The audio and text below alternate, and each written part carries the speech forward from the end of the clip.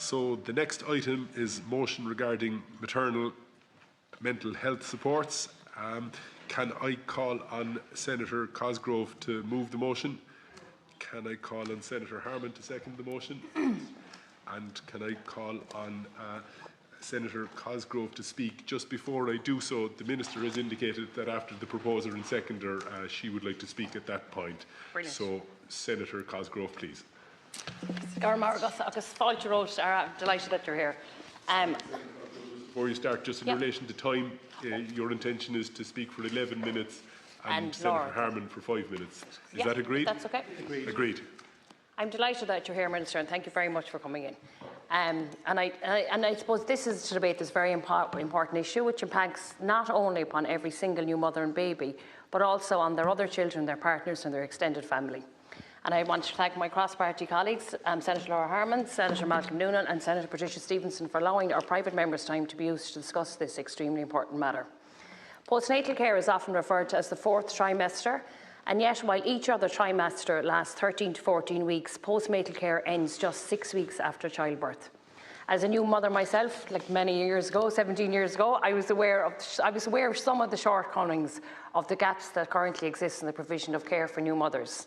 However, it was not until I was contacted last year by Sligo woman, an absolute powerhouse, Aolish Gormley, that I saw the structural inadequacies which meant that gaps in care are not accidental but are often systematic. Aolish, who herself survived a series of instances of delayed postnatal depression, is the founder of a movement called RDU, which is the Irish word for rise, and she's the founder of the Year of Care campaign. RDU is an informal network of mothers, a space where women can afford, inspire and empower each other. It's a community of connection. RDU, the name, it derives its inspiration from the Irish saying, Ardóig Míd le Céile, together we will rise. The women in RDU work for each other and with each other. The genius behind it is that we are all a resource for each other, and it's so wonderful to see so many women in here. Chair, you're in a minority, I think. But every woman has, and we all know that every woman has something of value to share. There's so much stigma associated when talking about mental health, especially for women experiencing postnatal depression. The activities which women take part in with RDU include sunrise hikes, running, breathing workshop and sauna sessions, and of course being based in Sligo, sea swimming, which I've been part of myself. And it was through these conversations with other mothers that Aolish developed the Year of Care campaign, through which she drew my attention to the institutional nationwide lack of provision, which becomes very obvious once it's understood. The lack of postnatal care beyond 6 weeks is a failure by us as a state to not recognise not only the many of the needs of new mothers stretch beyond 6 weeks, but also that some needs may not even be recognised by the mother herself or those around her before care has been withdrawn. This leaves many mothers without adequate mental, physical and emotional support during this very critical time. This grassroots initiative, which I've been following closely since it was officially launched by Aolish in Strandhill in Sligo one Saturday last May, aims to bridge these gaps. The campaign chimes perfectly with the long-established Labour mission of achieving gender equality. Our society and political systems still relegate women's issues, needs, aspirations and lives to second place. And without gender equality, our democracy remains unfinished. So this motion brings the needs of women at a particular point in their lives into the focus they deserve. In this motion, we're looking for increased government funding, improved access to mental health services, extended postnatal checkups, the extension of maternity leave up to 1 year and the establishment of community-based support networks throughout Ireland to ensure that every mother has the resources she needs to thrive. All too often, the specific needs of lone parents and those most in need of support can feel neglected and are neglected. All mothers deserve to feel that they are fully supported on their journey throughout motherhood. Those who need additional help in accessing public services, childcare and income supports must be given it. So the aim of this motion is simple. It's to create a system where no mother feels alone and every family has the support they need for a strong start. Through following the values and measures proposed in the Year of Care campaign, Ireland could become a leader in maternal care. The personal stories told in the booklet Year of Care, which I have here, would be familiar to anyone who has themselves or known a close friend or family member who has experienced postnatal depression. The feelings of guilt and confusion when unbounded joy at the arrival of a much loved and wanted baby is supplanted by the grip of depression. Love beyond measure being overshadowed and overpowered by fear. Feelings of fear that the baby could be unwell or even have died during their sleep. Feelings of fear that I'm not good enough, or feelings of fear that I'm falling apart. The feelings of inadequacy, of loneliness when a husband or a partner or a family friend returns to work, or a relative, which can feel even worse to older mothers who often feel that they should have had it at this stage all under control. These feelings often come and not within the first 6 weeks, but sometimes much later. And yet from the moment women give birth, mothers are on a countdown. Life does not become easier after 6 weeks, it often becomes harder. Just imagine, or a member of us who have been through childbirth, the immense strain that pregnancy and birth, whether vaginally or by cesarean, puts upon the female body. The physical energy required by our system to start and maintain breastfeeding. The sheer emotional and hormonal changes that a woman experiences in her body. The mental and physical strain of getting to know a brand new human who depends on you utterly for their life and well-being. And mix into all that, within that 6 weeks of sleep deprivation.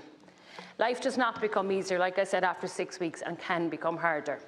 And precisely though at this time, after a 6-week checkup, care for the mother in the current system that we have is withdrawn. Tales of women going for their 6-week checkup during which the GP attention is solely on the baby are common. Again, Aolish tells the story of a new mother attending the GP for a 6-week checkup, being told that there wasn't really a need for it, but she might as well do it anyway. Just basically get on with it. And is there any wonder that women often feel invisible and unheard? The Year of Care outlines 10 elements of good maternal care, which takes a holistic approach to ensuring a mother's well-being. The first one is year-long postnatal support. Postnatal care should be extended to a full year. Mothers should have continuous access to checkups, mental health support and physical recovery service throughout the first 12 years. And we need to significantly increase resources to provide adequate postnatal support to women. Secondly is maternal mental health focus. We must prioritise mental health by providing accessible, affordable services for mothers, including therapy, counselling and peer support groups to address conditions like postnatal depression and anxiety. Currently, if a woman requires an inpatient stay due to a mental health incident, she cannot bring her baby with her. No other single move could be more calculated to increase and deepen postnatal depression. The government, I think, must honour its commitment, and I really hope it will, and take immediate action to establish Ireland's first mother and baby unit. The third one is comprehensive physical recovery. Postnatal depression and mental health challenges are not only the challenges faced by women after giving birth. The physical body has been put under tremendous strain and undergone phenomenal changes. Mothers deserve the physical care that they need, from managing pelvic floor issues and exercises to healing post-caesarean scars to breastfeeding support and guidance for ongoing recovery. The next place we'll have is workplace and employer support. As a party of work, Labour has always supported workplace policies which accommodate the needs of new mothers. And I really urge and hope that all senators here will support, and I know that the government has made great strides in this direction, to support year-long parental leave, a right to flexible working practices and breastfeeding-friendly environments. The next one I'm going to talk about is community-based support networks. Local hubs and support groups provide effective hands-on assistance and emotional support. They build a sense of community for new mothers. And groups such as Ardu, which Aolish founded, could be supported at very little cost through the deployment of community workers to help women themselves in facilitating holistic, informal and beneficial networks. Equity and accessibility. All mothers, regardless of their socioeconomic background, ethnicity or geographic location, deserve equal access to postnatal care, services and support. We know that single mothers and women from disadvantaged communities and hard-to-reach groups need more support. Education and awareness. Awareness of the importance of comprehensive postnatal care must be raised, empowering families to understand what is to be expected during the first year and how to seek the support that they need. Policy and advocacy. Long-term, not year-to-year investment in postnatal services will result in improved healthcare infrastructure. Family and parental or partner involvement, partners and other family members and primary care support services for most women. And training for healthcare professionals. And healthcare professionals, which we all know, play an invaluable role in the lives of new mothers. And our wonderful healthcare professionals have a unique opportunity to make an immense difference to the quality of care on offer. It is essential that the training they receive is relevant, targeted and ongoing to ensure practice remains. So I just want to finish by acknowledging some of the work that has been done, Minister. Postnatal hubs, such as the establishment of Sligo University Hospital, provide enhanced community midwifery care delivered to women and babies in clinics they can access. Health checks for mothers and baby, breastfeeding support and supporting for additional services also take place in person, and telephone support is always available. But the extension of enhanced postnatal midwifery hubs throughout the country and be funded to provide a full year of care would be a fantastic start to all the needs of new mothers. And Mar Frockle-Scar, I really please urge all senators to support this motion. Thanks, Cathaoirleach. And I'd like to welcome Minister Butler to the House today. First of all, I want to commend my colleague, Senator Nessa Cosgrove, for leading on this motion and for all of the work that she's put into it. And I'm proud to be part of the cross-party group of Labour, Social Democrats and Green here in the Seanad. And I do want to say that I think this is sending a powerful message today from Seanad Eireann that we need comprehensive care for mothers for the year following childbirth, not just the first 6 weeks in the initial period. And I think it's really welcome. I believe that the government are not opposing this motion, that they're supporting it, and I think that's testament that we can work together on both sides of this House. We really think this is a positive step forward. This is the first motion from our cross-party group, and we've brought several pieces of legislation, but we're really pleased to see that this motion is being supported by all of the women and the men in the Seanad. So I want to commend Aolish Gormley, founder of the campaign A Year of Care. I've been following that campaign online. I would encourage anyone to follow that. She's really been pioneering in relation to this. She's a mental health advocate, and she founded the local initiative Ordu as well, a maternal mental health project in Sligo. And her Year of Care campaign is a national advocacy effort calling for improved postnatal care for mothers during that first critical year after birth. So postnatal care in Ireland has long been neglected by the state. The first year after giving birth is a critical time in a mother's life, and we feel the current provision of care doesn't reflect this, and we absolutely need to change that for women and for children. But I do want to commend the Minister for her work in relation to this area and the renewed emphasis that has been put on this, and we need to see that continued.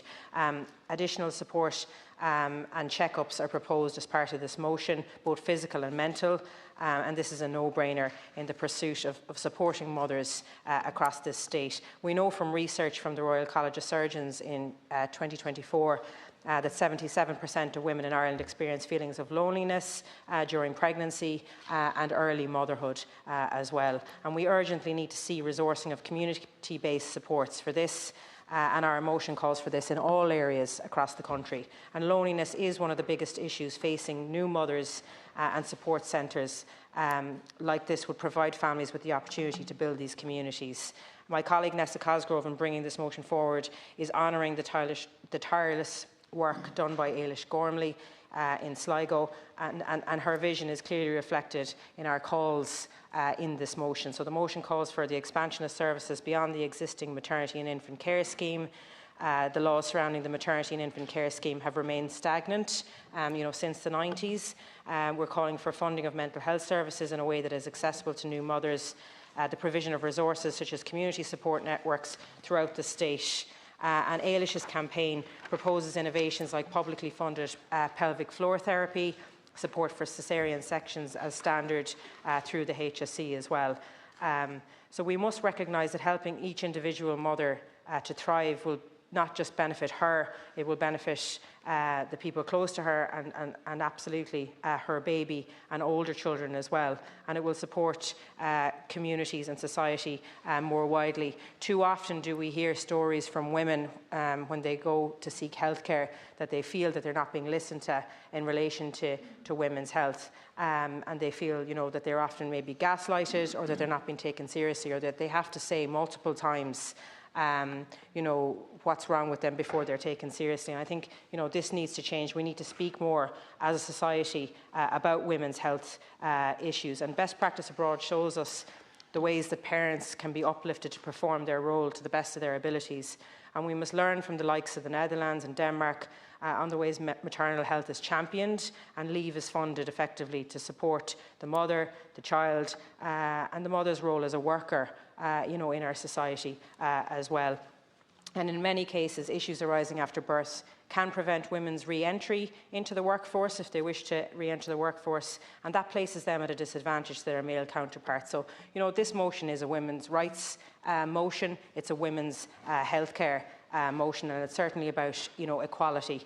So the Minister and the Government must intentionally resource the proper sectors to bolster women going through this transition into motherhood, and we need to support mothers, in every way that we can, be they first-time mothers or no matter how many children that they have, because no pregnancy is the same, and it can be different for women every time that they give birth, and their experiences, in relation to that. So again, look, I want to finish by saying that I think this sends a really powerful message here today, and we're certainly really pleased that there is support across the House for this motion. I think it sends a clear message from Seanad Eireann to Ireland as a whole that this is being taken seriously.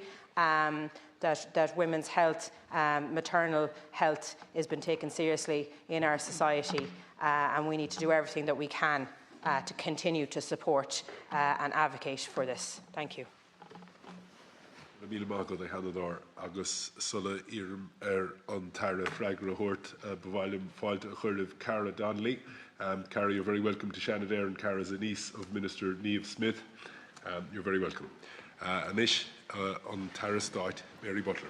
Gaurav Mahago Kahirlach, and I would also like to welcome Cara that I just met outside the door earlier, but I would also like to meet welcome my colleague Deputy Tony McCormack, and I think you have some students in with you today, so you're all very, very welcome here to Seanad Eireann, and you'll see, I suppose, democracy in action. I want to thank Senators, especially Senator Cosgrove, for the raising of this really important motion, a cross-party group coming together to promote best practice for maternal mental health and women's health. And I'm proud as a woman to be able to stand up here and support this motion. When the motion came in on Friday evening, myself and Minister Jennifer Carl McNeill, we had a look at it, and we were both happy to support it. And I do think any opportunity that you get to speak about mental health is a good one. I have been speaking about mental health now since about 8:10 this morning. It's been one of those days because we had committee in relation to the estimates for 2026 for 3 hours as well this morning. So it's great to get such a focus on mental health. It is really an issue of such importance in society. Becoming a parent is a huge change and adjustment, and while of course a source of great joy, mental health challenges can be a big part of having a baby. We are much better at recognising this now, and in fact mental health issues during and after pregnancy are common. 1 in 5 women will experience a mental health problem either during pregnancy or in the first year after giving birth. This could be a previous problem that has come back or the first time experiencing an issue. This can range from feeling low or anxious through to postnatal depression or to postpartum psychosis requiring specialist support. But for many first-time mothers, it can be just in relation to anxiety and nervousness of not knowing what's ahead of them and the worry about the whole process. I would like to acknowledge the work of Aolish Gormley and the Year of Care campaign that she has founded. She has drawn attention to a really important issue, and I share her vision for maternal care in Ireland and services and supports for the physical, the emotional and the mental health needs of new mothers. We must all work to make this a reality, and this afternoon I want to set out the actions by government to invest in and deliver improved maternal mental health supports and services. This is an area of government policy where significant focus and substantial investment is already underway, and as Minister for Mental Health I have been working for several years now to expand our maternal mental supports. Government resourcing of mental health and suicide prevention has increased by over 50% in my time in this office. Progressing women's health continues to be a priority for this government. We have overseen unprecedented levels of investment in women's health, and in fairness I have to give credit to former Minister Stephen Donnelly, former Minister Anne Rabbitte, myself and Minister Frankie Fien at the time, and we all came into the department in 2020, and there was a lot of a push at that time to improve supports for women's health. And we started that off. I always think that they didn't stand a chance when myself and Anne got together, you know, and thankfully we're seeing that being supported by all sides of the House in both the Dáil and the Seanad, but especially by Minister Jennifer Carl McNeill now as well. So, you know, it has been embedded, which is really, really important. The National Maternity Strategy is now in its final year, and we are developing a successor strategy which will be informed by an extensive review and evaluation of the implementation of the current strategy. The new strategy will be supported by insights from the 2025 National Maternity Experience Survey, which was published in December and in which 3,300 women participated. So this is the lived experience, the living experience that I speak about every day when I was here debating the committee stage of the bill. The lived experience, and having 3,300 women participate, it's powerful because it will reflect reality on the ground. Through the National Maternity Strategy, we have delivered significant improvements across our maternity services, including perinatal mental health supports and supports during the postnatal period. A really important development in maternal mental health support has been the new national network of postnatal hubs, and I acknowledge Senator Cosgrove mentioning these. They provide essential care for women in the community in the weeks after birth. Postnatal hub services include core midwifery care, physiotherapy, lactation and infant feeding support, parent education, bereavement support and birth reflection services, and women can engage with hubs for as long as they need.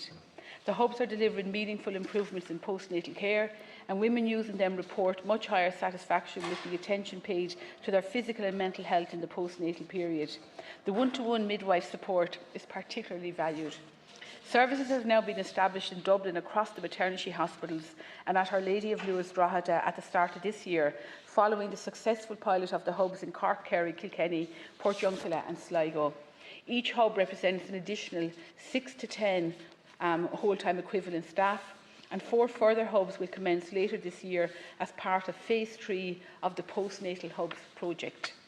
Another priority action of the National Maternity Strategy is the review of the Maternity and Infant Care Scheme, including an examination of the current schedule of visits.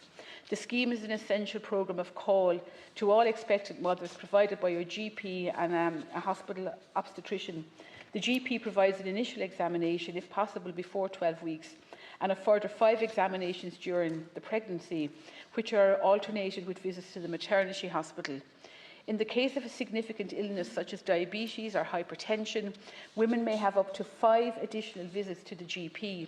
After the birth, the GP will examine the baby at 2 weeks and both mother and baby at 6 weeks. Checks under the scheme include monitoring of mental health, with GPs well positioned to assess for problems and provide support, or onward referral to other services. Last year, the HSE's National Women and Infants Health Programme convened a review group on the Maternity and Infant Care Scheme, engaging with key stakeholders and conducting a literature review to progress the review. The report and recommendations are due to be published in early 2026. Actions on maternal mental health runs along a spectrum from mental health promotion through to the delivery of specialist perinatal mental health services, in line with the overarching objective of Ireland's National Mental Health Policy Sharing the Vision, which views the provision of services and supports across a broad continuum. Actions under Sharing the Vision range from prevention and early intervention, service access, coordination and continuity of care, social inclusion and accountability and continuous improvement. A key recommendation under Sharing the Vision was the development of a standalone mental health promotion plan for Ireland, and this plan, Pathways to Wellbeing, is now a reality.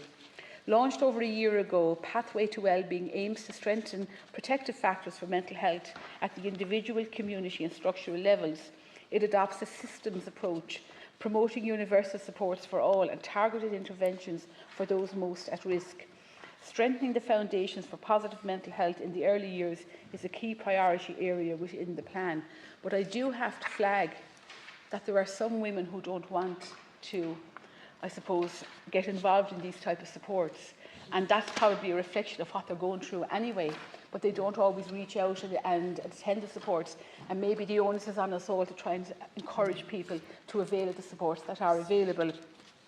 My department will work with lead and supporting partners to increase access to antenatal and postnatal supports that improve maternal and infant mental well-being. This focus reflects on the compelling international evidence that early relationship support and nurturing environments are among the strongest predictors of lifelong mental health.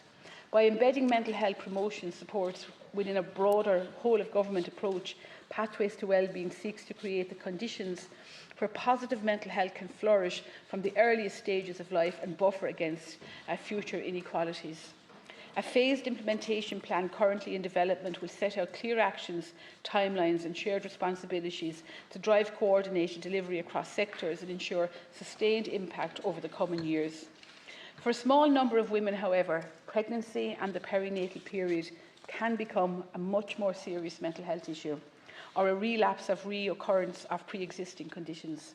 This is really challenging, with potentially very negative effects on the relationship between mother-baby and the family unit, and specialist support is needed. That is why we have developed and continue to invest in our specialist perinatal mental health services, a HSE mental health service programme now available in all 19 maternity hospitals nationwide. I'm particularly proud of this programme, and I know it works very, very well. Services provide support to pregnant women and women with a baby up to 1 year old. So the mental health supports are there up to the age 1 of the baby, with an existing or new mental health problem. Funding for services is approximately 4 million recurring each year, with 6 consultant-led multidisciplinary teams in place across our major maternity hospitals at the Coombe, Holles Street, Rotunda, Galway, Cork and Limerick. And then perinatal mental health midwives deliver the programme in the other 13 maternity sites. The HSE are now progressing a review of the model of care for specialist perinatal mental health services, with a refresh model due to be published later this year. The key objective of this refresh is the provision of equivalent services to the major hospital sites for the other 13 spokes, and this will be the focus of the second phase of the model of care. Under Budget 2026, I have allocated funding to recruit 2 additional consultant psychiatrists for the programme's busiest sites, the Rotunda and Holles Street, to meet growing demand for the services. I visited the Rotunda site a couple of years ago now. It was around the 10th of March, which is International Women's Day, and I met people who were using the service. I met those delivering the service, and I was struck by the fact that one in every 5 women that year had accessed the mental health perinatal supports. And in some cases, it was just, as I said, women were nervous being pregnant for the first time. They mightn't have had a lot of support at home, and just knowing that the service was there was enough for them. There was other people who had endured mental health conditions who needed a huge amount of support the whole way through. And, you know, there was different cases. There was women who had given birth, had had a traumatic birth and suffered panic attacks after the birth and needed that support after the baby was born. And I was really struck by how important these supports are to women who were pregnant at the time. So under Budget 26, as I said, I have funded to recruit 2 additional consultant psychiatrists. Such is the demand. I will continue to invest in this vital service to meet our programme for government commitments to double the number of multidisciplinary perinatal mental health teams and increase the number of perinatal mental health midwife posts, to ensure that women are getting the support they need at this crucial moment in their life. A key priority under the model of care is to develop a perinatal mother and baby unit, something that I have been trying to push now for quite a few years, an inpatient mental health service with relevant maternity support to allow women to stay with their babies during the mental health treatment. My department and the HSE are working to progress a perinatal mother and baby unit for Ireland, and I have been very clear that this is one of my key priorities for my second term in this office. To meet the needs of new mothers with moderate to severe mental illness, the perinatal mother and baby unit must be sited at a location with access to a maternity hospital as well as an acute mental health unit. This will ensure that there is always mental health and maternity expertise available. So as such, we have made progress. It is envisaged that the perinatal mother and baby unit will be developed on the ground of St Vincent's University Hospital in Dublin. And I want to thank Martina Quealy, who is the Regional Executive Officer of Dublin South East, my own particular area, and the board of St Vincent's, because we have come to an agreement in relation to this. And I'm really, really delighted about this. We're also going to build a new department of psychiatry on the site. This morning I spent 3 hours in committee with Minister Jennifer Carl McNeill, Minister Kieran O'Donnell and Minister Jennifer Murnan O'Connor discussing, I suppose, the estimates and the budget we have in health. And I'm delighted to be able to state for the first time ever I have a significant budget for capital for mental health supports. So up to 2030, I have secured under the National Development Plan 470 million. I've never had capital funding like that before, so I'm really, really pleased. So this year the allocation is 41 million, but so there's another 429 there, and watch me spend it, because I will spend it. And this is key, because this is the one area. There is no mother and baby unit in the entire country of Ireland, north or south.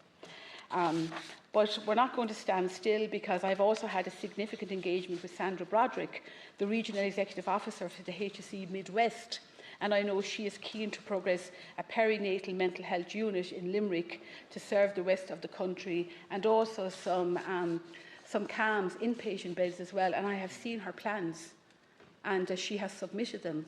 So, you know, we're making progress. Outside of hospital and clinical-based services, which include psychological supports, women can access a range of mental health supports in the community, but we must encourage women to reach out for those supports. GPs are trained in the management of most common mental health conditions and also have access to mental health resources at a primary care level, and can refer their patients to counselling services such as counselling in primary care, Silver Cloud and community-based therapy services. HSE Mental Health Services deliver a nationwide network of adult mental health teams as well, as you all know. So just to conclude, Cathaoirleach, I would like to once again thank the senators led by Senator Cosgrove for this important debate this afternoon. I believe you have another event in the AV room next week, I think. Yes. And I want people to be in no doubt that this is an area of significant priority for me as Minister for Mental Health, and the programme of work underway and investment we will make we will continue to show. And I just want to say one thing, because I said to Senator Harman outside the door, this is a really good motion. It's a really decent motion, and I, as a Minister in the Department of Health, don't oppose motions just for the sake of it, because it's government in opposition. And really looking forward to working with you on this to deliver the motion. The only place I think, you know, it kind of doesn't fall within our remit is in relation to the maternity benefit of up to 12 months. But the one point, I'm thinking back to my 32-year-old son, Jack, and I was self-employed at the time, and I was back in work after 4 weeks. So things have changed quite a lot, and for the better. Thank you very much, Cathaoirleach, for your forbearance. And I just want to say, I have to leave at about 10 to 3. I'm sorry I won't be able to be here to hear everyone. I already had to juggle a meeting that I had at 2 o'clock to be here, so I apologise in advance. Anish, Seanad Rabbit. Thank you very much, Cathaoirleach, and Minister, thank you for being here this afternoon. And thank you for your detailed response and in-depth presentation to us there. I think you have given us a really, really good, more than a whistle-stop tour, an in-depth analysis of where maternity services are at this moment in time in Ireland. And I also want to acknowledge the work of Senator Cosgrove and the cross-party group, Senator Malcolm, Laura and Patricia, in bringing this motion forward this afternoon and giving us the opportunity to put on the spotlight the need for having the conversation around maternity mental health supports and services. But I do want to acknowledge the work, Minister, you have achieved there in Capital. That is fantastic. It's great to see that the work has been achieved. I only seen her presentation there, so as opposed to my speech, I just want to acknowledge the work that you would have to have done with Vincent's to get to that stage, and for that agreement is really, really welcome. And the fact that we will now have one centre of excellence for both mother and baby in the country, and Sandra Broderick is not a woman to be found wanting, and it is great to think that we have somebody looking for the west of Ireland as well. So myself and Senator Byrne are quite happy sitting here to know, and I've no doubt others as well from the west, that both sides are being recognised. So I do welcome the opportunity to contribute and to express my support to this private member's motion, and to acknowledge the importance of the issue being raised around postnatal care for women. And there is no doubt that the postnatal period can be challenging for many women, physically, emotionally and mentally. Recovery from childbirth, adjusting to parenthood and the pressure that can arise during this period are very real, and it is the right that the state recognises its responsibility to support mothers during this time. And it's not just mums, it's the family as a whole that needs that nurturing at that time. I also want to acknowledge the work in relation to the campaigner, Ms Gormley, because you always need an advocate to drive it forward, so it's important to acknowledge that. The principle of ensuring that women can access timely, appropriate and affordable supports following childbirth is one that I believe is shared across the House and both Houses. In particular, access to mental health supports during the perinatal and postnatal period is critically important, and this is an area where we must continue to ensure services are available when women need them. And I want to acknowledge the Year of Care campaign and the advocacy work that has helped to keep postnatal care firmly on policy agenda, and it has contributed to an important discussion about how we structure services and how we respond to women's lived experiences after childbirth. However, it is equally important to recognise the significant progress that has been made by government, and in recent years, particularly by yourself, Minister Butler. And I do remember the day she went down to the Coombe and how proud she was about delivering the perinatal health and meeting with the physicians and meeting with the staff and actually hearing firsthand the lived experience. And I do think that's why, isn't it great to think that 3,300 people have responded to the report, and actually what we are delivering is a response, hopefully, to their lived experiences. The National Maternity Strategy continues to provide a clear long-term framework for delivering safe, high-quality, women-centred maternity and postnatal services. Under this strategy, we have sustained investment in staffing, infrastructure and models of care across maternity services nationwide. A key development has been the establishment, and you explained it, as did Nessa, the expansion of the national postnatal hubs, which provide structured postnatal care in the community, including clinical check-ups, infant feeding support, physiotherapy, mental health screening and birth reflections. All I could think of when you were reading them out earlier on, Minister, is the PQ that's going in for phase 3 to find out where they are going. I have no doubt that's the next question that will be landing in. Mental health supports have been significantly strengthened. Specialist perinatal mental health services are now cooperating with maternity networks, ensuring that women experiencing mental health difficulties during pregnancy and up to 1 year after birth can access specialist multidisciplinary care. This is a substantial improvement and one what existed previously. And just in my final words, because I know you're rushing, Minister, I do think it's important that you have the support of the Senior Minister to deliver on your ambition, and that you have the support of the Senior Minister when it comes to that capital funding, because it is a team effort within the Department of Health, and it is wonderful to have two strong women leading out for us within the Department of Health. Gurma Hagut.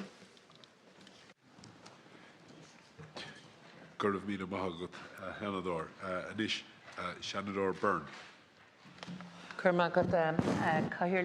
And I'd just like to acknowledge Paul Cuddihy, former counsellor and teacher, and the students from Kilkenny College that are just gone out the door there. I think they're here with Deputy Callanan today, so I know they're just gone out the door there. They were there in the gallery.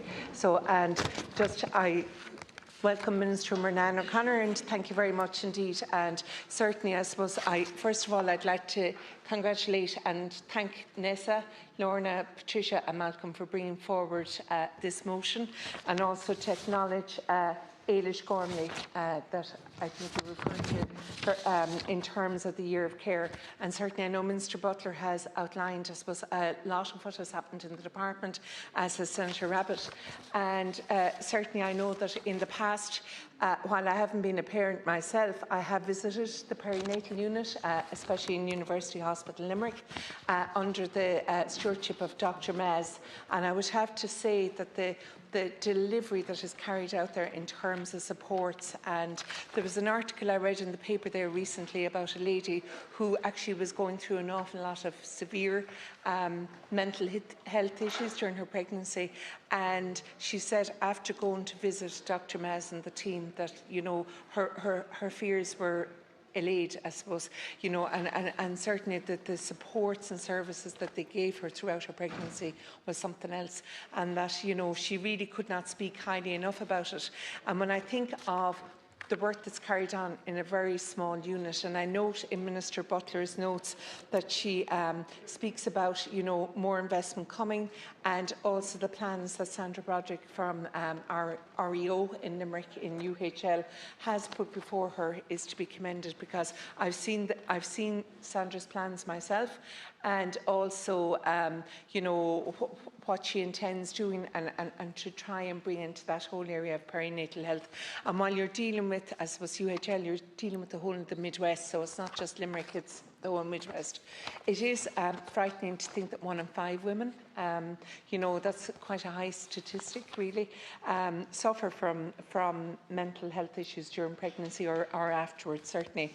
And I'd like to compliment Minister Butler for her commitment in this area, because I have, you know, visited places with her in the past and spoken to her about issues in relation to it, and I think her own personal commitment is evident. And even the time that she gave us here during the mental health bill recently, you know, I mean, you know, she certainly is very much on top of her brief. But the fact that there is going to be a new hub opened in 2026 in Waterford, Limerick, Cavan and Letterkenny, I'm not sure, Minister, if you can answer me when that hub is opening.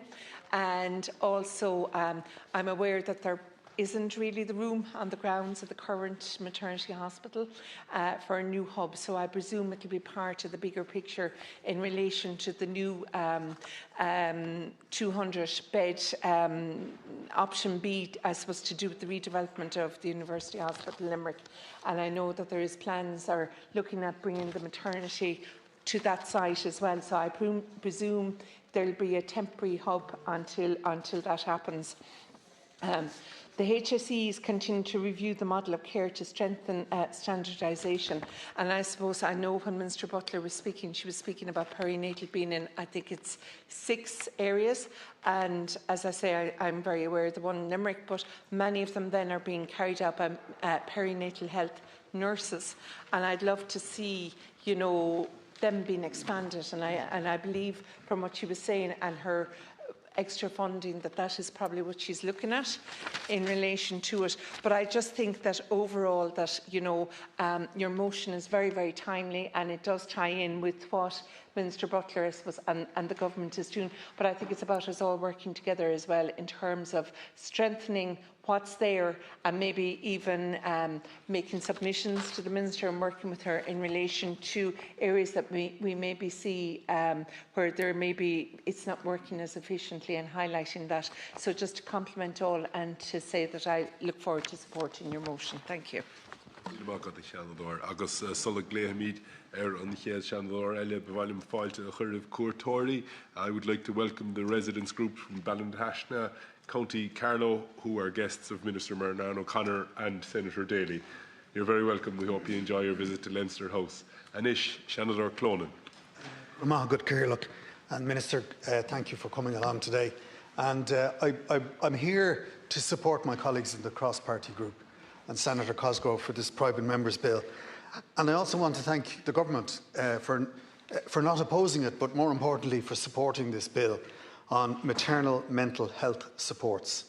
And I want to say, as a man, and as a father, like I've had 5 children, so I've been in and out of the Coombe plenty of times, and Holles Street, and it is a very fast-moving, it's a tough environment for everybody, and all sorts of unexpected and unanticipated outcomes arise. And in the past, as a species, you know, when we had babies, you had the extended family, what our constitution refers to, Bunrock na hÉireann, as an tailach, the household. You'd have grandparents, aunts, neighbours, and they would all step in and support. But women today, Irish women who are having babies, they go from, and the throughput is very fast. Like, you can be out of the Coombe or Holles Street very, very quickly. You can be home within 24, 48 hours. And then there's this period of isolation, which is unnatural. So Irish women are expected not only to carry the economic burden of this republic and to participate fully in our economic activity, but they're also expected to carry the burden of child rearing and everything that childbirth brings in the postnatal space. And as a parent, I've experienced parental bereavement with our little girl, Leada. And I know from working with Senator Ryan and my great colleagues across all the parties that the postnatal period, whatever the situation is, can be very, very complex and challenging and demanding. And in the absence of an tailach, it's really important that we have these supports. And I just want to conclude, my mum, Blaheen McIntyre, on her last pregnancy, she experienced some difficulties after it. And she took to the bed, which we now know probably meant that she had a postnatal depression. Now, this was in Finglas, 1969. The Holy Faith nuns, talking to my older sisters, they knew that my mum was in difficulty. So the Holy Faith nuns took me into St. Canice's Girls' National School. So at the age of 3, the nuns took me into the national school, and I spent a period, the best part of a year, in junior infants with the girls there. And I think it had a very important formative effect on me. But also, again, how the community steps in. That's when my grandmother came to live with us. And she, Mairead Begley, she was from Kerry, she was a member of Cumann na mBan during the War of Independence. She was part of the South Dublin Brigade of the IRA. So she came to live with us and she looked after me. And she was probably what we'd call today a dissident Republican. So because of my mother's difficulties, I got quite the education and is part of my Republican formation. But I just want to conclude that, and you mentioned it, Senator Rabbitte, about the strong women. In the time that I've been here, there aren't enough of them, but there are great women in this Parliament, in both houses. And I really want to commend the great women of the cross-party group and Senator Noonan, for this initiative, and for all my colleagues across all the parties who, have shown great solidarity in this regard. And again, Senator Cosgrave, just congratulations on this bill. I'm delighted to hear that the government is committed to support you and work with you. And it's something that will benefit all of us, men and women, and society as a whole. Cormail Mahagwef. Anish Shandor Nicole Ryan.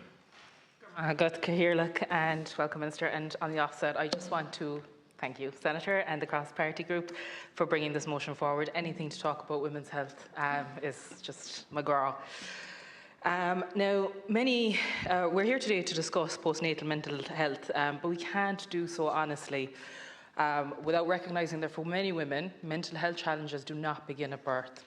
They begin much earlier, often after loss, trauma and complicated pregnancies. Irish and international research consistently shows that the prior history of mental ill health is one of the strongest predictors of postnatal mental health difficulties. More recent Irish survey data confirms this. Women with previous mental health diagnosis or those who experience high risk or complicated pregnancies report significant higher levels of anxiety after birth.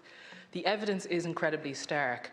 Research undertaken from the Lancet Miscarriage Series shows that women who experience miscarriage have 2.4 to 2.8 times higher odds of depression, and 4 times the odds of post-traumatic stress disorder compared to those who have not experienced a loss.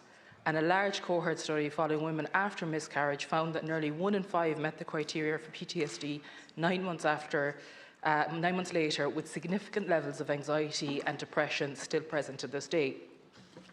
Now, I don't know if many people know in the houses, but I'm currently pregnant with my 2nd pregnancy.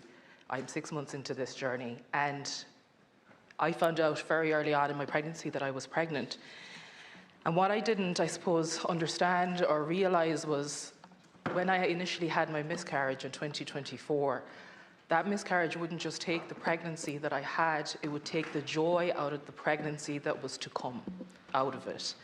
When I found out I was pregnant, it wasn't joy, it wasn't happiness, it wasn't, all the lovely feelings that you're supposed to feel. It was instant fear, dread, and anxiety from the minute that I tested. I took about 30 tests in the first 2 weeks because what my body was preparing me for was the worst possible case scenario, because that's all it knows during my first pregnancy.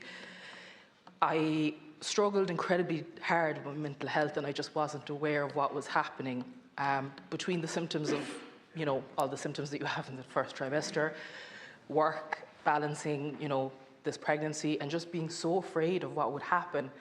I just started to retreat. Anytime I would just be at home, I didn't want to go out because I feared that me walking around would do something to harm the pregnancy. And I just retreated in myself. I stopped talking to people. I stopped interacting with anybody.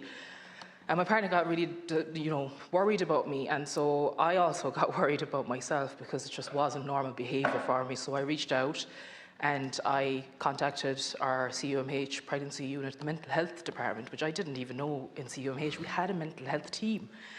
And from the minute that I contacted them, they were amazing. I cannot fault them. I had midwives check in with me every few days.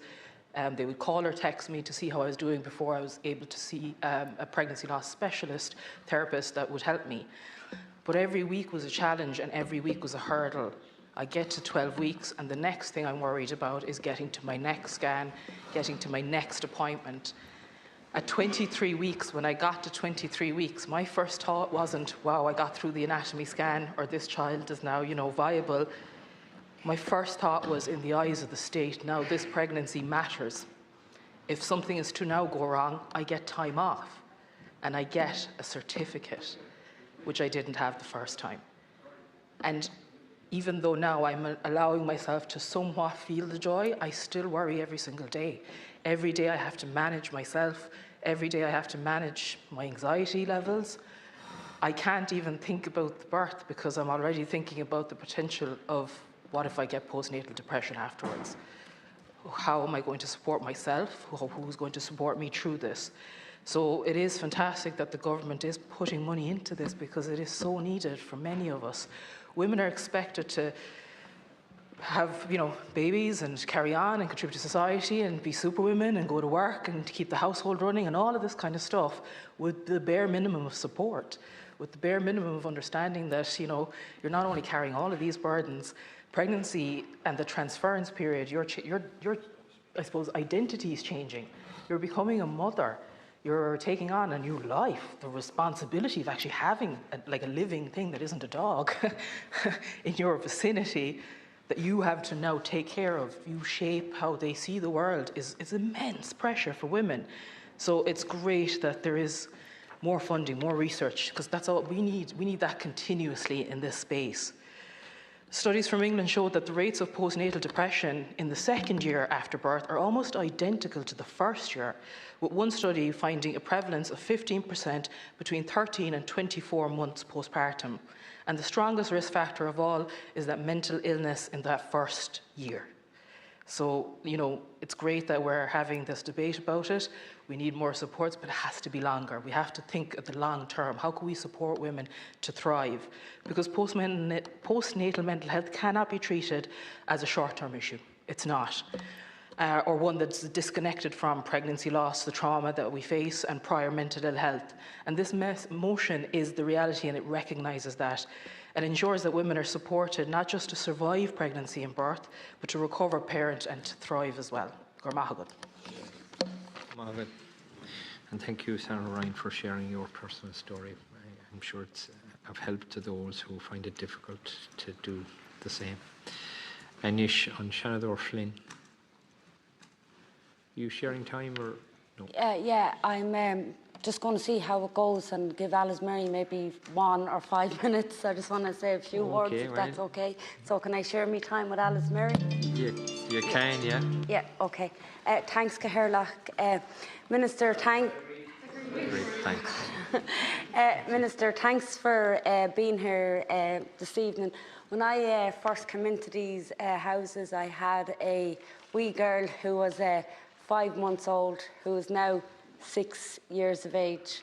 And I remember those early days, and knowing as a member of the traveller community that my child was at more risk of cot death than other women in the unit with me. I remember feeling so overwhelmed of being a first-time mother and being a woman from the traveller community, not feeling good enough. I remember before I came in here, when I had Billy, trying to go to St Vincent de Paul for support in Donegal, and I remember my husband saying to me, no, we can't go for any financial support, it's all people within the community. And in that 6 years, you know, there's always hope if there's the right supports there. I guess what I'm trying to say is Senator Cronin said that the community get in and wrap around you, but in my case, I was very isolated. I was living in rural Ireland, and I think for women in rural Ireland, especially women from ethnic minority groups, it can feel very daunting. I remember being terrified of telling the nurses that I was feeling down, that like years ago it was called baby blues. Ashley B. Grant, she only has the baby blues, you know, when it's not baby blues, it's postnatal depression. We're not ashamed to talk about it anymore. Like, you know, from hearing the minister's speech, a lot of her speech went on to speak about the services in Dublin, and I know that one of my colleagues talked about the services, the hubs in the West as well. And I just think it's really important that we recognise postnatal services outside of Dublin for all women, if you want, you know. And the Minister herself spoke about the fear of coming forward with, for some women, they don't feel that they can come forward. And I was someone who always spoke up for women's rights, but at the same time, when the shoe was on my feet, I just felt absolutely lost. And I think it's brilliant that the cross-party group has brought this motion forward. A motion is only a motion, Minister. It means absolutely nothing unless the department supports it and gets behind it and gets behind the senators who's brought the motion forward and get behind the women. Because I think it's really, really important that we stop talking about services and we start implementing services. And in mental health in general in this country, and I know we've come a long way, but by God we've got a long way to go until we can deal with children's mental health, with postnatal mental health, and with people just having mental health, having little or no mental health supports in this country. And that's an issue for another day. But again, I welcome the Senator's bill, and the Civil Engagement Group is delighted to support it. I will now hand you over to Alice Murray. Thank you very much, and I just want to add my voice in support of the motion and in support of highlighting it being a very particular period of time, which is extremely vulnerable, and in which the kind of the small supports that are there at the moment, you know, in a way, that one visit, you know, the one visit from the nurse, I think for many people, and I've heard people experience it this way, some people have found it an incredible, you know, amazing support that came in when they needed it. Other people felt that they were being checked up on and examined, and it was almost proving to the nurse that, you know, I'm able for this incredibly overwhelming task of a new life that you're responsible for. And the emphasis is all on putting the brave face and that. And in fact, I know my own experience, I think I had 2 visits, and I think it was the second visit where I actually got support or help that I needed, you know. And I think, again, that moment, that the 6-week checkup, in those first 6 weeks, for so many people, the focus is literally on keeping this incredible but very fragile creature that is, that is with you alive, and how they are. And your focus is so on that it's very hard to be coming at that point with what you need. And it's often in the weeks following that, in the long journey from 6 weeks to 12 weeks, that actually some of the needs come through, and they're often in a situation whereby you're time poor, you're overwhelmed, the sleep deprivation is really hitting in. And there are so many other areas too, that things like if you're struggling to breastfeed, which I did, and then I was lucky enough that it worked, and it kept working then. But it was almost felt hour by hour in those early days. And having that support around lactation support for many others, and I've spoken to friends who have mental health issues that they were struggling with prior to pregnancy. And for many, you have periods of time without your medication. So you're not just dealing with a very huge new challenge, but you're also perhaps dealing with a period of time if you've, for example, especially if you're breastfeeding, where you may not have medication and medication supports that you would have had at another time. Like, there's so many layers to it. And each woman's needs, and that's what we've heard today, are different. And that's why feeling that you're more than just a checklist for a doctor and a checklist for a public health nurse, but feeling that there's a whole set of supports that are there, and that you can dip into them at the moment of the time when you need them most, is so crucial. And again, I had facts and figures, and we had, the maternal death inquiry, so it's between 42 years and 1 year after pregnancy as a vulnerable time in terms of suicide. I mean, the consequences can be very severe, as well as just wanting to make this be a joyful, happy, supported time, as well as avoiding that kind of extreme danger, which the facts show us are there. So again, I highly commended all of the proposals, including the maternity leave proposals, which I know the Minister wasn't speaking to, but all of that. And I hope that we will be able to value women in this period of time, and all those who are going through that experience of a new child, and give them the support that they need, and that wraparound, which should be available for everybody, regardless of where their community is, regardless of where they are in Ireland, regardless of their family circumstances. It should be something that is there for everybody. Thank you, and I strongly support the motion. O'Reilly.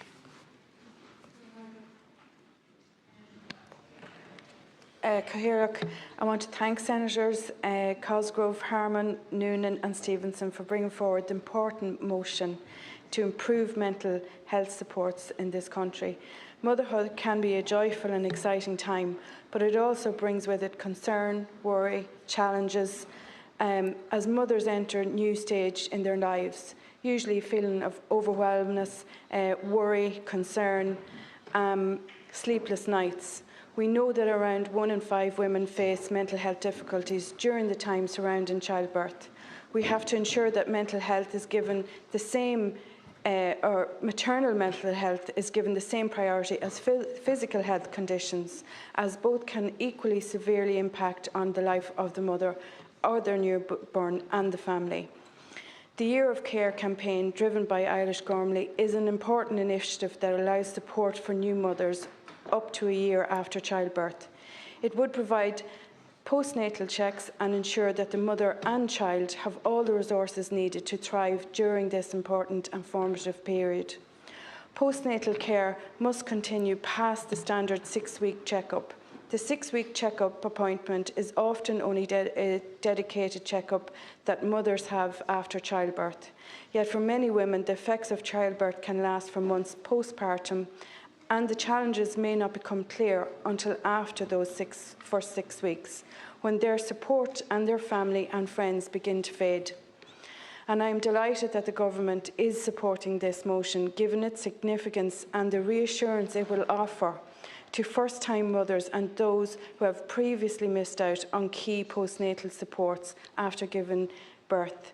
And I just want to pick up on something the Minister said herself, and it's that we must encourage women to reach out, and she's right, and Mary Alice put her finger on it as well.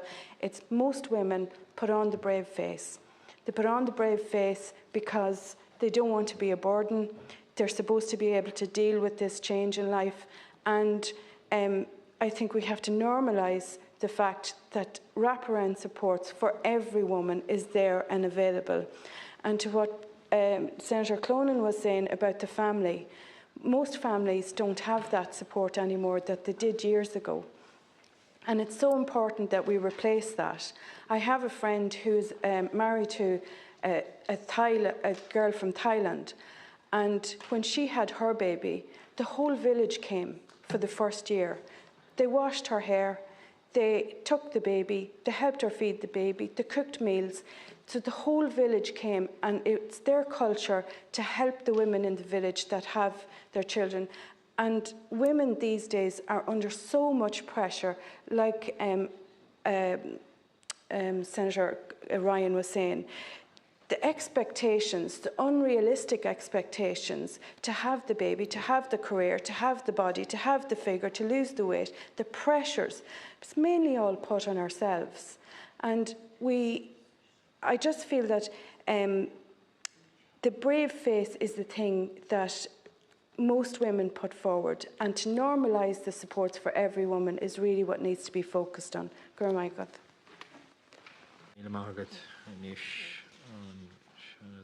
just want to check on our next.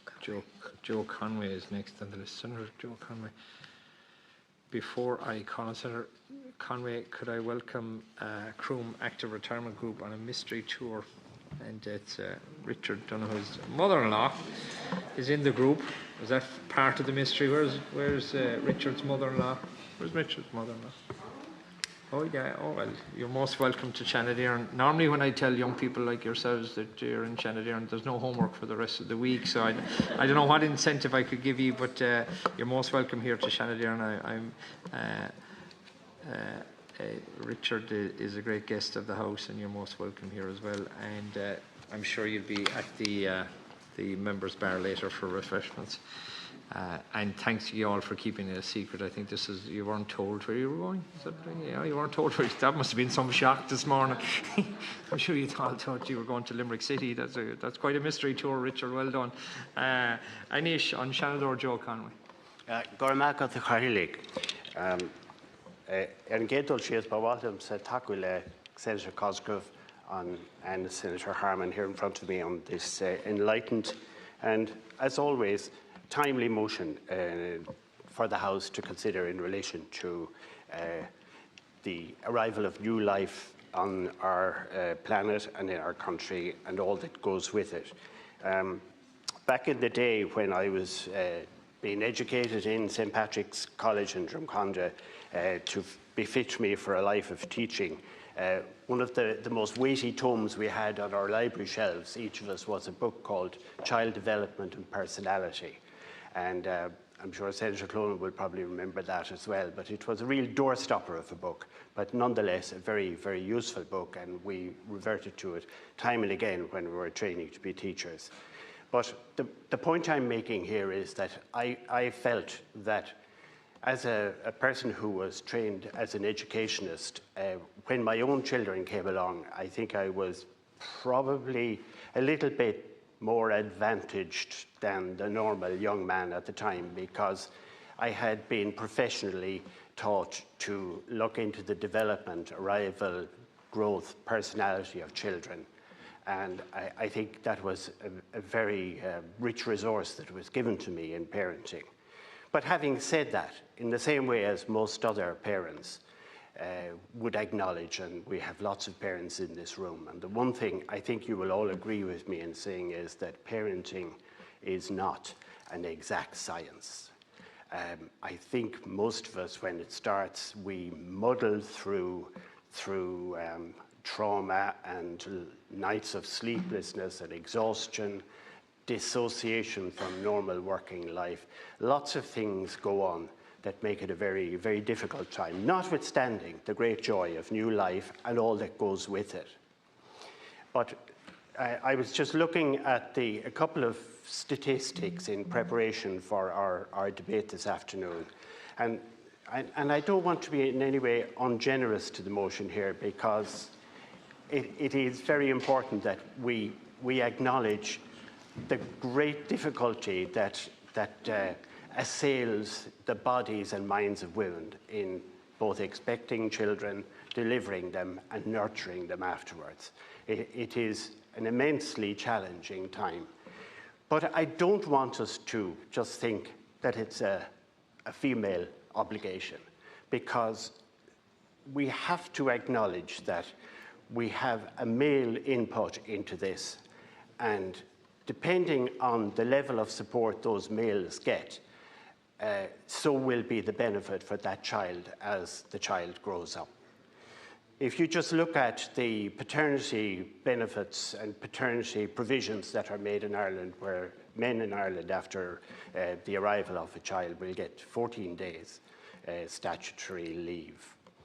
Now, if you look down through the EU list, that's pretty well the bottom of the pile. It goes significantly upwards to countries like the Netherlands, which has 40-odd, and Spain is at the top of the group with, I think, 114 days paternity leave. And all the statistics show that the level of father engagement in the time after the birth, both supporting his partner and supporting the child, so will be the benefits that redound on the child as it goes through preschool and schooling years and afterwards. So we mustn't, as a society, see this as just supporting the mental health and the physical health of women. The men support the child as well, and they support their partners. And the whole family unit, the chala that Tom mentioned there, that whole unit will be greatly enhanced if there are more supports in our society for men as well. And I think it's important to look at a lot of young men. I would know this from being a principal in a rural area. A lot of young men would say to me, sure, look at what training did I get to be a father? And a lot of these chaps are parenting in their early 20s at a time when they would self-admit that they are very immature young men. And to expect them to take on the support of a partner, the support of a child, to hold down a job, to go through sleepless nights, all of those things, it's a big ask. And I think also to look at the suicide rates in males, we have 77% of the population in Ireland in the suicide stakes are male. The two highest cohorts are in men between 15 and 25 and 40 and 44. And I think that tells a story also, that there is a vulnerability there in men, because I know for a fact that men are very, very unlikely to admit that they're failing, that they're weak, that they're not coping, and consequently may not reach out and may not get the supports that they need at a time of great stress in their lives and their family lives. So I want to absolutely, and I don't want this to be misinterpreted in any way that it's sort of a gender conflict or anything like that. I absolutely praise the senators for bringing on this motion. But I do just want us to stop for a moment and think that this is a two-way street, and that young men in particular, and fathers in general, need lots of support as well. I'll finish on Seanad or Noonan. Good, yeah. 3 no made? 6. Oh my gosh, I won't use them, it's okay, you'll be glad to know. Ar dús bhálum buchas goála Macarda osach on Tarskinta Shaw. I want to thank my colleague, Senator Harman, or Senator Cosgrove, for bringing forward this motion as part of our cross-party group motion. And I want to thank the Minister. I want to thank your colleague, Minister Butler, for her very, very positive response. Certainly our daughter, our youngest Kitty, is 11 years old, and I don't think these range of services were available then for young mothers at that time. So we have come a long way, and we have to recognise that. I think that's important. But you know, Minister, it's supposed to be a happy time for a young mother. It's come home with their new baby, and it's the lovely new baby smells, and the baby powder, and the Milton, and all of the baby grows, which I loved when they came into our house. But and a young mother is supposed to be happy, but it's not always the case. And I think, once again, Senator Ryan has articulated the view so eloquently here this afternoon. I want to wish you well, Senator, in your time ahead. And I think spoke for all expectant mothers and all new mothers to this motion. I think it's more powerful than any of the words any of the rest of us could say here this afternoon. But I do want to welcome the fact that the Minister has responded so positively. And perhaps unusually in this House that it's supposed to be, partisan, but I do think the Minister has brought forward a very positive response to a motion that was something my colleague and we as a cross-party group feel very strongly about. I want to thank Aolish and the Year of Care campaign, who has done a really wonderful piece of work in shining a light on this, on a very serious challenge for some mothers. And I think too, and I listened to Senator Flynn, and particularly for mothers from minority backgrounds, from the traveller community, many times they have to go home to very difficult conditions, very difficult living conditions as well. So I think the range of supports that have been are being put forward now are really important, but we're nowhere near where we need to be. And I think that's why this motion is really important. I welcome the commitment that the Minister has given on perinatal mother and baby units. I think that's very important, building on the pilot schemes that have already been rolled out. And I welcome the fact that there's money there, there's funding there to do this work, and that she's committed to spending it. So I think today is a positive day. And, unusually in this House, I think we have cross-party support and we have government support for this motion. And I really want to thank you, Minister, your colleague, and to take back a positive message from us in opposition and from our cross-party group that we are willing to work and want to work with government to ensure that all of the ambition that the Minister has outlined in her opening remarks will be realised. We won't be found wanting in supporting that because this is a country that could be a shining light for new mothers and for expectant mothers. And I think we should expect nothing less than that and have no less ambition than that. So, Gormaga Tara. Senator Stevenson. I just want to echo the support for Nessa Cosgrove for bringing this forward. And I'm delighted we were able to use our time as a cross-party group for this. I got one phone call in the 6 weeks after I gave birth, and the one question I can recall that nurse asking me was if I loved my child. My mental health was only important while pregnant. After a traumatic birth, I developed anxiety disorder. These are just a few quotes from women talking about their experiences after having their children. For women, childbirth is the most profound, life-changing event that they will ever experience. And yet, the maternity infant scheme in Ireland hasn't been updated for 27 years. Generations of women and generations of women more in Ireland have experienced under-resourced services and limited provisions. Maternal care ending just 6 weeks after birth is archaic. 6 short weeks after giving birth, as we know, as we've heard, a mother is often still physically and mentally recovering, hormone levels are fluctuating, sleep deprivation is intense, and the demands of caring for newborns are relentless. At this point, formal maternity support largely disappears. By then, a partner, if there is one, will have returned to work, routines resume, and the expectation is that she is over it, that she's had the baby, and that life goes on. For many women, however, this is exactly when the difficulties begin rather than end. Physical recovery can take months, even after an uncomplicated pregnancy and birth, and complications can extend that lifetime significantly. And there are, I'm sure we all have horrifying stories to tell of friends and loved ones going through incredibly traumatic birth experiences that have made recovery very difficult. And it's in this period that emotional challenges can deepen. What begins as the baby blues does not always resolve and can develop into postnatal depression or anxiety if left unsupported.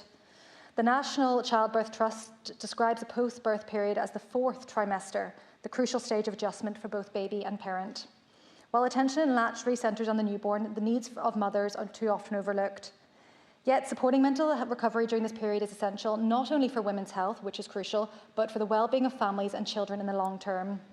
And it is in this crucial stage, the perinatal stage, for some women, that can be extremely difficult, and we need to do better. Perinatal care for women in Ireland remains underdeveloped, despite the clear need and evidence and despite previous policy commitments. Perinatal mental health difficulties can affect up to 1 in 5 women during pregnancy and the first year after birth. Yet we continue to lack a fully resourced multidisciplinary mental health unit. The National Maternity Strategy, which was published 10 years ago in 2016, explicitly promised the establishment of that unit and that we would have multidisciplinary care. And yet we wait, and yet the women of Ireland wait. The absence of this dedicated unit means that women experiencing severe mental health during pregnancy or postpartum are often treated in general adult psychiatric settings, and this is where huge issues around postpartum can take place. Women are frequently also separated from their babies. This undermines the bonding process and can make the trauma worse at an extremely vulnerable time for women and their families. And it's unfair that families are left to navigate these incredibly fragmented and inconsistent supports. That unit needs to be brought to fruition as soon as possible to improve the outcomes for mothers and their babies, to reduce long-term mental health and the social costs, and to fulfil a promise to mothers in this country that we've had for a decade. I would also like to echo what Senator Flynn talked about in terms of regionalisation and support for rural mothers, women living in rural areas. Rural living can cause isolation in general, but that is compounded for new mothers. They can't kind of hop out onto the street and pound the pavements with the newborn baby in the same way, have to wrangle a child into the car to find somewhere safe to walk, for example. I would like to acknowledge, like many other people here today, the work of Aolish Gormley in terms of developing her 1 Year of Care campaign. She has created a vision for maternal health in Ireland, a vision where a mother is not isolated after 6 weeks, a vision where a mother does not feel alone, where she doesn't struggle in silence. She's created a vision that is about meeting a mother where she is, prioritising her care both physically and emotionally to allow her to thrive and create those healthy structures which are crucial baselines for a family. This is at the core, this is at the core about equity. It is at the core a women's rights issue. It says that no matter the socioeconomic background, no matter the ethnicity, or where a woman lives, that postnatal care and supports are available to all mothers. And I'm really delighted that there's been a commitment from the government to pursue these specific requests. You know, women's health has a lot of challenges in Ireland, and the commitment that the Minister laid out will be a step towards addressing some of those gaps. Thank you.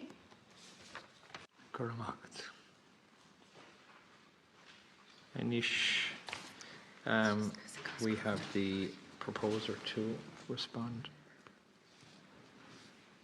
Margaret, and I'm absolutely overwhelmed. I'm so delighted for the support we received here tonight. This evening, I just want to say thank you so much to all the senators for your honesty, for telling your own stories. You know, it's really appreciated, and I want to give a huge commitment or a huge thank you to the ministers. And it's definitely no coincidence that it's all women ministers driving this.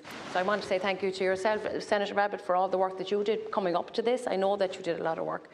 Senator Butler, and to yourself, Minister, and for Senator McNeill, that I know that without you driving it and that the commitment is actually there now to push it on.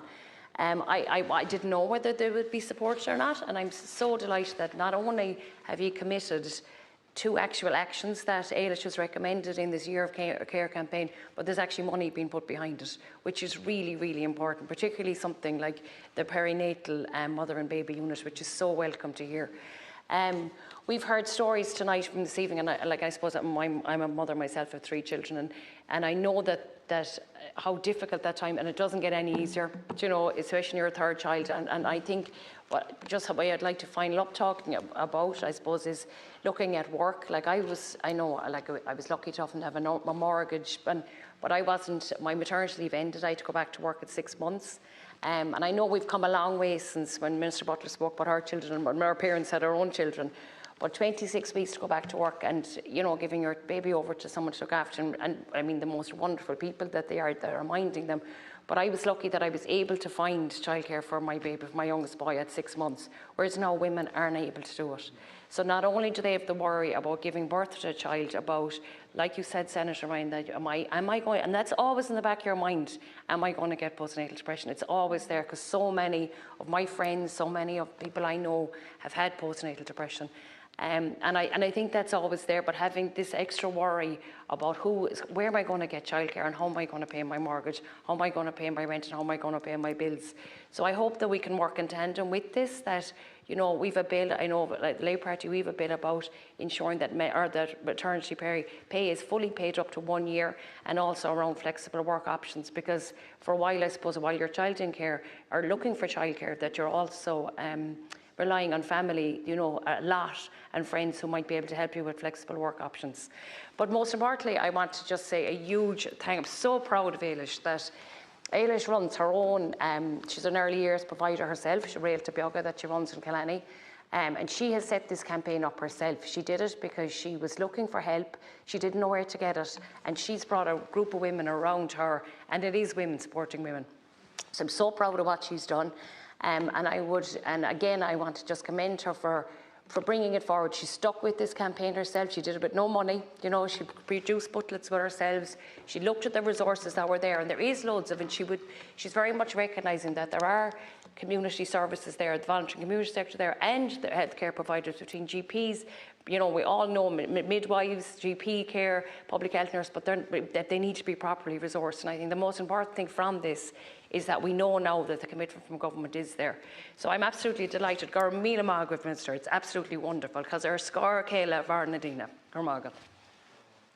Motion agreed. Agreed.